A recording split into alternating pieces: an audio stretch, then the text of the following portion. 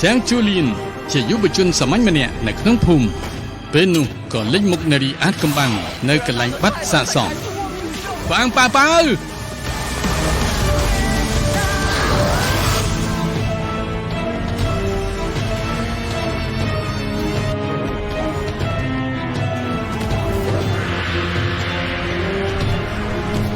យើងត្រូវតែឈ្នះក្នុងការប្រើក្បាច់គុណនេះ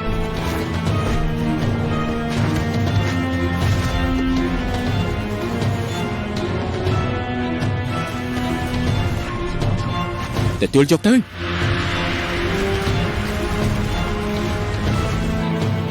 ការប្រកួតក្បាច់គុណប៉ាប៉ាធ្វើបានល្អហើយ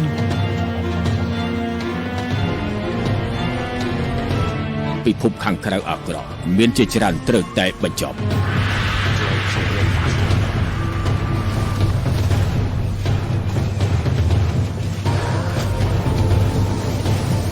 ពីពេលនេះត្រូវតែបញ្ចប់